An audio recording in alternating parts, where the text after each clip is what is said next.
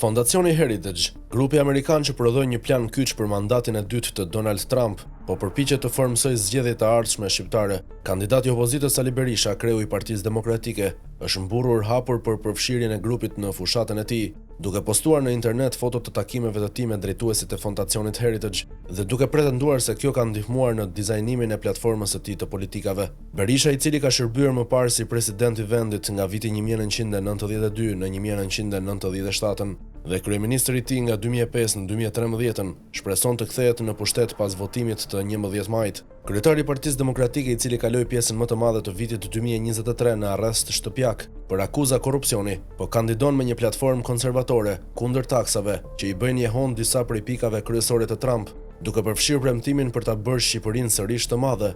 Partia Demokratike është një parti e krahut të djathtë, pa asnjë lidhje me Partinë Amerikane me të njëjtin emër. Fondacioni Heritage ka zgjeruar gjurmën e tij evropiane pas fitores së Trump në nëntor. Më 11 mars, grupi i ekspertëve amerikan mblodhi grupe konservatore të linjës së ashpër për të dëgjuar se si strukturat aktuale të BE-s mund të çmontoheshin.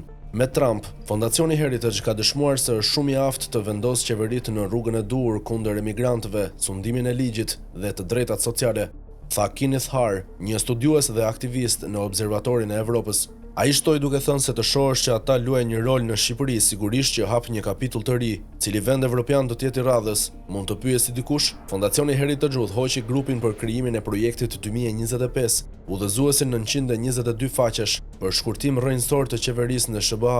Projekti 2025 propozoi gjithashtu kufizimin e të drejtave riprodhuese, duke përfshirë kufizimin e mëtejshëm të aksesit ndaj aborteve, si dhe aksesit në kontraceptiv. Gjithashtu, si konsulent në fushatën e Berishës, është edhe grupi kërkimor gjerman Konrad Adenauer Stiftung, i cili financohet nga shteti gjerman dhe është i lidhur me Partinë Qeverisëse të Qendrës së Djathtë të vendit, Bashkimin Demokristian, CDU. Në shkurt, Berisha zbuloi programin e tij ekonomik me mbështetjen e KAS. Një muaj më vonë, pohoi në një fjalim se platforma e tij mbart vulën e Adenauer Stiftung. Është diçka shumë më mirë të shohësh Konrad Adenauer Stiftung së bashku me Fondacionin Heritage, tha Harr, duke shtuar të shohësh atë krah për krah, duke luajtur një rol në dukje të madh në përcaktimin e së ardhmes së politikës shqiptare. Është alarmante. Ky koalicion ngre pikpyetje të reja nga anëtarët e rrjetit evropian të Trump. Fondacioni Heritage dhe KAS nuk janë të vetmit operativ të huaj të lidhur me fushatën. Chris Lasivita, ish shefi i fushatës së Trump, tani po orkestron operacionin e Berishës. Ne jemi këtu sepse duam të ndihmojmë në zgjedhjen e kryeministrit, që është një mik i vërtet i Shteteve të Bashkuara dhe që do të punojë me sukses me presidentin Trump, tha Lasivita në një konferencë shtypi në shkurt, teksa u prezantua nga Berisha. Që nga rizgjedhja e tij, Trump ka kritikuar vazhdimisht BE-n për kundërshtimin e saj supozuar ndaj interesave tregtare të SBA-s. Në mars ai e quajti BE-n një autoritet marrëmiqësor dhe abuziv të taksave dhe tarifave në botë. Shqipëria po aplikon aktualisht për antarësimin në BE.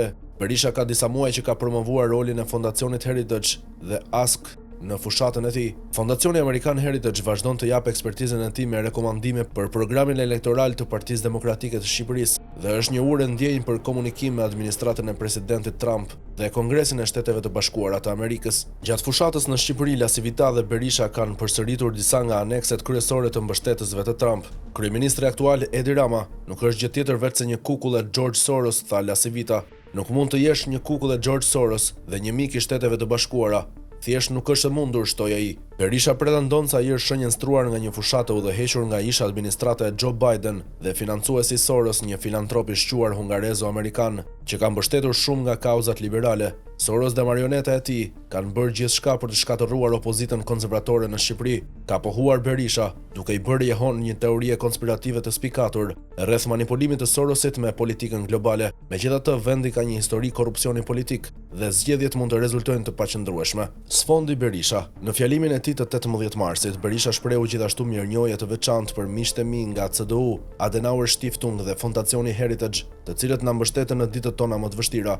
Kandidati i Partisë Demokratike për kryeministër, të cilit i është ndaluar të udhëtojë në Mbretërinë e Bashkuar, dyshohet se miratoi një ligj të posaçëm kur ishte në detyrë nga 2005 deri në 2013, që ndihmoi dhëndën e tij të fitonte miliona nga një zhvillim ndërtimi. Berisha dhe aleatët e tij amerikan pretendojnë se këto akuza ishin gatuar nga administrata Biden në bashkëpunim me Sorosin, duke sugjeruar se kundërshtarët e Berishës financoheshin nga Agjencia e Shteteve të Bashkuara për Zhvillim Ndërkombëtar USAID, të cilat së fundmi është shkatëruar nga shefi i efikasitetit të qeverisë së Trump, Elon Musk. Në mars Berisha tha se Trump ishte një nga politikanët që e frymëzoi atë, në veçanti thënia e Trumpit se armiku më i rrezikshëm është armiku i brendshëm. Platforma zgjedhore e Berishës ka reflektuar edhe atë të Trumpit. Ai ka propozuar futjen e një ligji që njeh vetëm dy gjini, duke pasqyruar dekretin e presidentit të ri të SBA. Ai gjithashtu ka bërë fushat për një politikë bujqësore Made in Albania, duke i bërë jehon shqetësimit të Trumpit për importet e huaja. Berisha gjithashtu thuhet se mban një kapele të kuqe, Make America Great Again, pas tavolinës së tij.